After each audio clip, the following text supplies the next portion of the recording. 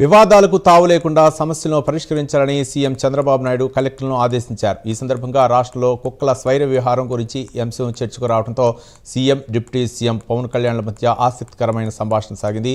కుక్కల స్వైర విహారం విషయంలో సుప్రీంకోర్టు ఆదేశాలకు అనుగుణంగా చర్యలు తీసుకుంటున్నామని మంత్రి నారాయణ అన్నారు. ఈ సందర్భంగా డిప్యూటీ సీఎం పవన్ కళ్యాణ్ కలగజేసుకుని జంతు ప్రేమికులు ఎన్జీఓల నుంచి అభ్యంతరాలు లేకుండా చూసుకోవాలని చెబుతూ నవ్వులు పోయించారు.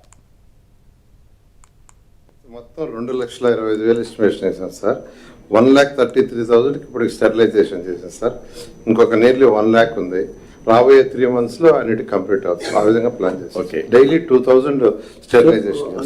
అర్బన్ ఏరియా చేస్తున్నారు, what about rural area? Sir మీరు స్టెరిలైజేషన్ ఒకటి సరిపోవట్లేదు సార్. అది కరిచేస్తున్నాయి. చాలా కంప్లైంట్ ఉంది. అది ఏంటంటే between animal rights human rights మధ్యలో కొట్టుకుంటూ ఉన్నారు. అది సుప్రీంకోర్టు ఈ మధ్య ఆర్డర్ ఇచ్చిన తర్వాత కొద్దిగా యాక్టివ్ అయ్యాం. అంత సెన్సిటివ్ గా ఉండకుండా కొంచెం ఒక యాక్షన్ తీసుకోవాలనుకుంటున్నాను. వాడు చాలా ఫర్మ్ గా చెప్పారు యాక్షన్ తీసుకోమని. గవర్నమెంట్ తీసుకోవడం లేదని స్ట్రీమ్ లైన్ ఈ ప్రెషర్ గ్రూప్స్ కి కొంచెం ఇబ్బంది పడకుండా కొంచెం వి షుడ్ టేక్ లీడ్. అంతకుముందు అంటే కమిషనర్స్ మీద కేసులు కూడా వచ్చినాయి, డాక్స్ చేస్తున్నాయని. ఇప్పుడు సుప్రీంకోర్టు ఆర్డర్ ఇచ్చిన తర్వాత యాక్టివ్ గా కమిషనర్స్ కూడా చేస్తున్నారు.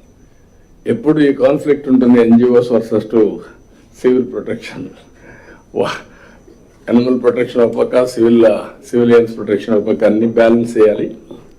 సుప్రీంకోర్టు చెప్పారు కాబట్టి వీళ్ళు వర్క్ ఇట్ అవుట్. డాగ్స్ సంబంధించి మొత్తం 2,25,000 ఎస్టిమేషన్ వేసాం సార్.